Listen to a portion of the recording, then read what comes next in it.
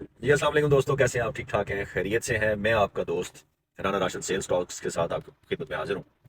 दोस्तों, आज हम बहुत ही अहम टॉपिक पे बात करेंगे। वो टॉपिक है कि सेल्स क्यों जरूरी है। सेल्स किसी भी कंपनी की लाइफलाइन है। अगर कोई भी कंपनी अपना प्रोडक्ट बना लेती है, वो प्रोडक्ट को वेयर हाउस कर लेती है, इवन कि उसको डिस्ट्रीब्यूशन लेवल तक भी पहुंचा देती है, तो जब तक वो कंपनी सेल्स करने में कामयाब नहीं होती, तब तक वो कंपनी कभी भी अपनी प्रॉफिटेबिलिटी को, अपनी बॉटम लाइन को सिक्योर नहीं कर सकती। अब हमें सबसे पहले तो इस बात को समझना है कि सेल्स होती क्या है। सेल्स एक एक प्रोडक्ट, जो फिनिश प्रोडक्ट, जो कंपनी ने वो प्रोडक्ट बनाया, वो प्रोडक्ट वेयर हाउसिंग के प्रोसेस से गुजरता हुआ डिस्ट्रीब्यूशन तक पहुंचा, डिस्ट्रीब्यूशन के प्रोसेस से गुजरता हुआ एंड कंज्यूमर तक, रिटेलर से होता हुआ एंड कंज्यूमर तक पहुंचा।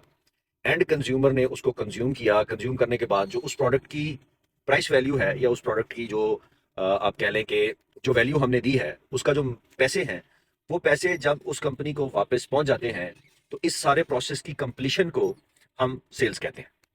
अब बहुत सारी कंपनियां, मैंने जो अपने 16-17 साल करियर में ऑब्जर्व किया है, बहुत सारी कंपनियां इस बात को इस बात की अहमियत को नहीं समझती।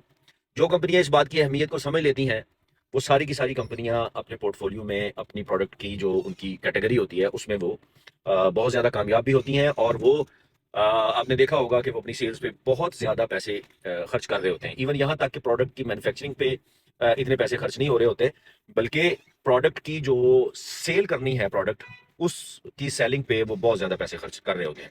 तो ये वही लोग होते हैं जो इस चीज़ की, सेल्स की अहमियत को समझ आते हैं। तो सेल्स एक किसी भी कंपनी की एक आप कह लें कि बैकबोन है।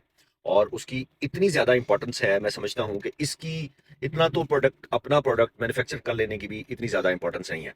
इसकी मिसाल आप इस तरह ले लें कि पाकिस्तान में ऐसी कंपनियां मौजूद हैं जो सिर्फ और सिर्फ डिस्ट्रीब्यूशन कंपनीज हैं, और वो उनका अपना कोई प्रोडक्ट नहीं है, और वो मिलियंस में उनकी सेल्स हैं। बल्कि मैं अगर कहूँ कि बिलियंस में उनकी सेल्स हैं, तो ये गलत, बिल्कुल गलत नहीं होगा। मेरे अपने करियर में मैंने ऐसी कंपनियों के साथ काम किया हुआ है जो कि सिर्फ और सिर्फ डिस्ट्रीब्यूशन कंपनीज हैं, जो मैन्युफैक्चरर से उसका प्रोडक्ट उठाते हैं और उसको कहते हैं कि जी अब आपका काम खत्म हो गया, आप हमें स्पेसिफिक मार्जिन दे दें।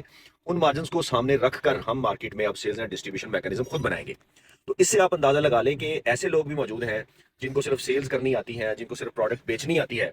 वो लोग जो है वो मार्केट में प्रोडक्ट को लेके जाते हैं। प्रोडक्ट के बनाने से उनका कोई ताल्लुक नहीं है, R&D के साथ उनका कोई ताल्लुक नहीं है, प्रोडक्ट की जो है एक्सपायरी के साथ उनका कोई ताल्लुक नहीं है, प्रोडक्ट के कामयाब होने नाकाम होने के साथ उनका कोई ताल्लुक नहीं है। वो सिर्फ और सिर्फ कामयाब हुआ हुआ प्रोडक्ट, जो प्रोडक्ट मार्केट में अपनी जगह बना चुका है, उस प्रोडक्ट को मार्केट से उठाते हैं। और उस प्रोडक्ट को मार्केट से उठा के, और उनको सेल्स करनी आती है, वो मार्केट में उस प्रोडक्ट को लेके जाते हैं और सेल्स करते हैं। तो खुलासा कलाम, या मेरी गुफ्तगू का जो आप कह लें कि मॉरल है, वो ये है कि सेल्स किसी भी कंपनी की जो लाइफ लाइन है, वो सेल्स है। तो अपनी कंपनी की सबसे ज़्यादा, जो भी दोस्त मेरी वीडियोस को देखते हैं, फॉलो करते हैं, तो मैं अपने एक्सपीरियंस की बुनियाद पे उनको ये एडवाइस करूंगा कि आप अपनी सेल्स को फोकस करें। आप देखें कि आपकी सेल्स का जो चार्ट है, या जो ट्रेंड है, वो क्या है। क्या आपकी सेल्स ऊपर जा रही हैं, क्या आपकी सेल्स नीचे आ रही हैं? फिर उन सेल्स को अवेलुएट करने के लिए डिफरेंट टूल्स हैं, उन टूल्स को आप अडॉप्ट करें, उन टूल्स की तरफ तवज्जो दें। और फिर उन सेल्स, अब सेल्स किसी एक प्रोडक्ट की, आपका एक ब्रांड है जो बहुत अच्छा चल रहा होगा, दूसरा ब्रांड है जो कम चल रहा होगा, तो सारे ब्रांड्स पे आप जो है ना, उनको उस पर फोकस करें। उनकी सेल्स को रोजाना की बुनियाद पे, वीकली बुनियाद पे, मंथली बुनियाद पे, क्वार्टरली जो है ना वो बेसिस पे उसको रिव्यू करें, और अपनी सेल्स को बहुत क्लोजली मॉनिटर करें।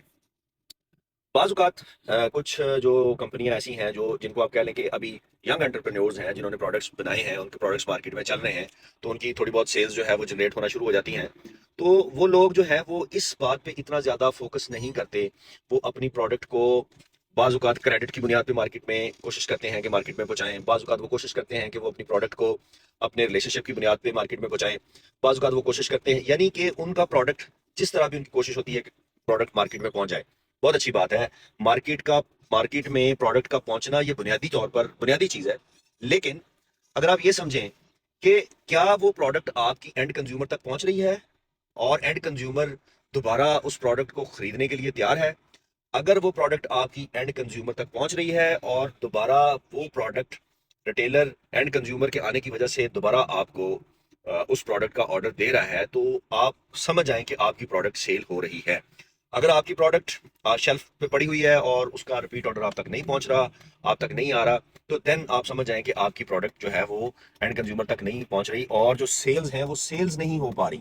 सिर्फ और सिर्फ आपकी प्रोडक्ट जो सेल्स साइकिल है, जैसे मैंने पहले अर्ज किया, वो सेल्स साइकिल पूरा नहीं कर पा रही, सिर्फ और सिर्फ मार्केट में प्रेजेंस के तौर पर एक जगह पे पड़ी है।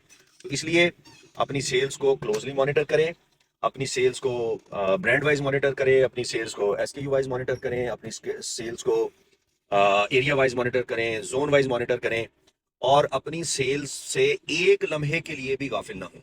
खास तौर पर वो लोग, जो लोग जैसे मैंने पहले अर्ज किया, जो यंग एंटरप्रेन्योर्स हैं, जिनकी कंपनियां अभी बिल्कुल स्टार्टअप्स हैं, अभी स्टार्ट हो रही हैं, तो अपनी सेल्स पे पूरी की पूरी तवज्जो अपनी सेल्स पे दें। अपने बजट्स को सेल्स में डालें, अपने सेल्स के एक्सपर्ट्स को अपने सिस्टम का हिस्सा बनाएं। और अगर आप अपनी सेल्स को कह लें कि मेच्योर करने में कामयाब हो जाते हैं, तो आप अपनी कंपनी को खड़ा करने में, अपनी कंपनी को रन करने में फिर आपको कोई बंदा नहीं रोक सकता। एक बात जो इसमें बहुत ज्यादा इंपॉर्टेंट है वो ये है कि हम लोग ये समझ जाते हैं, अगर आपका प्रोडक्ट आपने डिस्ट्रीब्यूटर तक पहुंचा दिया तो आप समझते हैं कि ये सेल्स हो गई, जबकि ऐसा नहीं है। That is shift of warehouse, that is only 5%। अगर आप ये समझते हैं कि वो आपका प्रोडक्ट दुकान तक पहुंच गया, तो दैट इज ओनली 10 to 20%, वो भी सेल्स अभी पूरी नहीं हुई। और फिर दुकानदार के वेयर हाउस से जब शेल्फ तक पहुंच गया, तो दैट इज ओनली 50%। और उसके बाद फिर अगर आपका वो प्रोडक्ट शेल्फ से उतरकर एंड कंज्यूमर के हाथ में चला गया और एंड कंज्यूमर ने उसके लिए पे कर दिया, तो आप समझें कि आपका सेल्स का साइकिल मुकम्मल हो गया। तो मैंने चार चीजें अर्ज की हैं आपको, उन चार चीजों को चार चार जगह पे जब प्रोडक्ट पहुंचता है तो हर जगह हमने उसको मॉनिटर करना है। उसको डिस्ट्रीब्यूशन लेवल तक मॉनिटर करना है, उसको दुकानदार तक पहुंचाने में पूरे प्रोसेस को मॉनिटर करना है, उसको जब आप दुकानदार के शेल्फ तक पहुंचाएं, और शेल्फ से जब वो ग्राहक तक, एंड कंज्यूमर तक पहुंच जाता है, तो वहां तक भी मॉनिटरिंग आपकी रिस्पॉन्सिबिलिटी है। अगर आप इस सारी मॉनिटरिंग को क्लोजली मॉनिटर करने में कामयाब हो गए, तो समझें कि आपका प्रोडक्ट जो है वो कामयाब हो गया, और आप अपने प्रोडक्ट को के सेल्स साइकिल को मुकम्मल करने में कामयाब हो गए। तो से जिन कंपनियों की सेल्स अच्छी होती है, जिन कंपनियों की सेल्स ज्यादा होती है, वो कंपनियां ज्यादा प्रॉफिट कमाती हैं। तो इसलिए आज की सारी गुफ्तगू का जो मकसद है वो ये है कि हमें अपनी सेल्स को बहुत ज्यादा इंपॉर्टेंस देनी है। हमारे टोटल बिजनेस में सबसे ज्यादा जो इंपॉर्टेंट एलिमेंट है, दैट इज सेल्स। तो अगर आप मुझसे पर्सनली अगर कांटेक्ट करना चाहते हैं, तो मैं सेल्स एंड डिस्ट्रीब्यूशन मैकेनिज्म पे ट्रेनिंग भी प्रोवाइड करता हूं। तो मेरा नंबर डिस्क्रिप्शन में मौजूद है, आप मुझसे रब्ता कर सकते हैं। बहुत बहुत शुक्रिया, थैंक यू।